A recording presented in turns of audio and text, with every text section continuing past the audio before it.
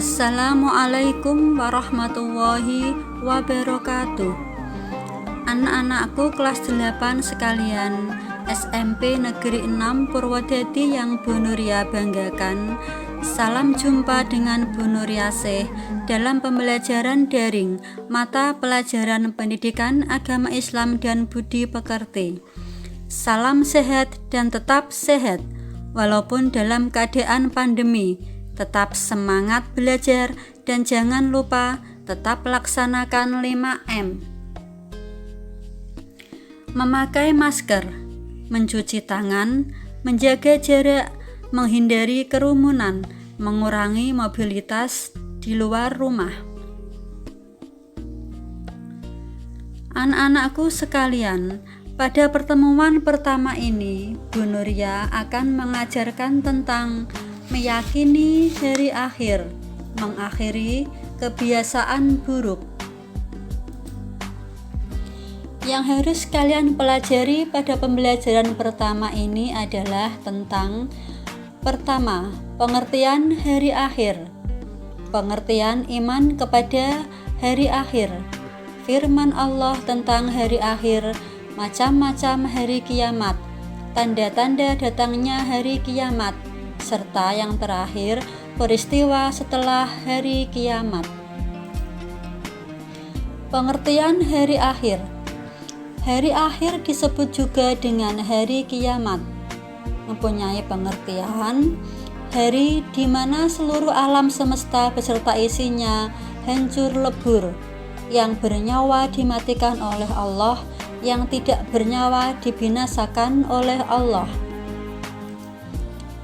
Kemudian pengertian iman kepada hari akhir. Iman artinya percaya. Beriman kepada hari akhir berarti meyakini dengan sepenuh hati bahwa hari-hari di dunia akan diakhiri oleh Allah, serta meyakini akan adanya kehidupan yang kekal abadi di akhirat setelah kehidupan di dunia. Firman Allah yang menerangkan tentang datangnya hari akhir. Yang pertama, Al-Quran Surat Toha ayat 15, Al-Quran Surat Al-Hajj ayat 7, Al-Quran Surat Al-A'raf ayat 187, Al-Qari'ah ayat 1-5, Az-Zalzalah ayat 1-8, dan yang terakhir Al-Quran Surat Al-Insyiqaq ayat 1-5.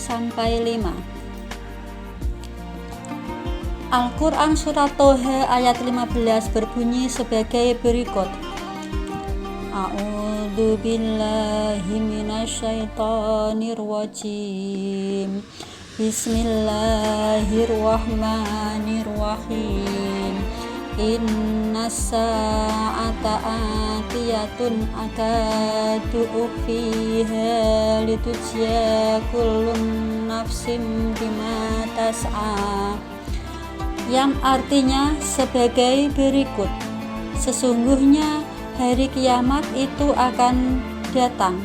Aku merahasiakan waktunya agar supaya tiap-tiap diri itu dibalas dengan apa yang ia usahakan. Macam-macam hari akhir. Hari akhir disebut juga dengan hari kiamat. Ada dua macam. Yang pertama, kiamat sugro, merupakan kehancuran, kematian, atau berakhirnya kehidupan setiap makhluk yang bernyawa. Sebagaimana firman Allah dalam Al-Quran Surat Ar-Rahman ayat 26 yang berbunyi, Kullu man 'alaiha fan, yang artinya semua yang ada di bumi itu akan binasa. Kemudian yang kedua, kiamat kubro, yaitu peristiwa besar atau hancurnya alam semesta beserta isinya atau makhluk di dunia sebagai awal dimulainya kehidupan di akhirat. Berikutnya adalah tanda-tanda hari kiamat kubro. Yang pertama, kemaksiatan merajalela di mana-mana. Yang kedua, manusia tidak mengenal atau menyebut nama Allah. Yang ketiga, semakin banyaknya orang-orang kafir atau tidak beragama Islam. Yang keempat, fitnah terjadi di mana-mana. Yang kelima, perbuatan asusila dilakukan secara terang-terangan. Yang keenam, banyak terjadi pembunuhan. Yang ketujuh, banyak terjadi peperangan antar umat Islam dan kaum lain. Yang kedelapan, waktu terasa begitu cepat berjalan. Yang kesembilan, munculnya Dajjal dan Ya'juj Ma'juj. Yang terakhir, matahari terbit dari arah barat.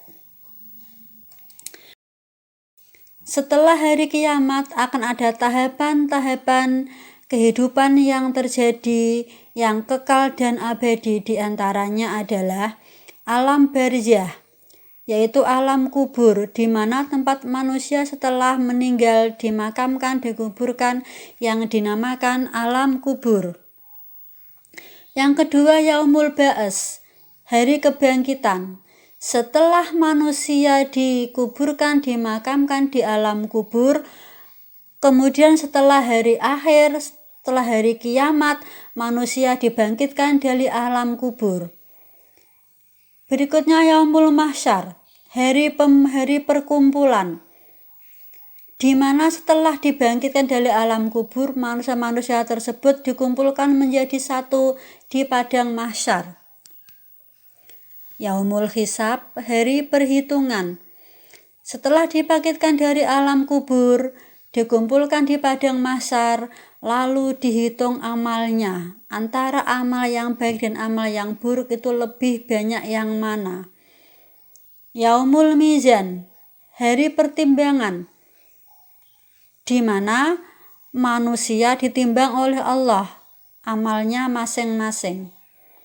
Yang terakhir yaumul jaya, hari pembalasan. Setelah dihitung dan dihisab atau ditimbang amalnya antara baik dan buruk, kemudian dibalas oleh Allah, yang sekiranya amal baik dimasukkan ke dalam surga dan amal buruk dimasukkan ke dalam neraka. Inilah kehidupan yang kekal dan abadi untuk selama-lamanya di surga dan di neraka. Nah, itulah anak-anak materi pada iman kepada hari akhir yang pertama.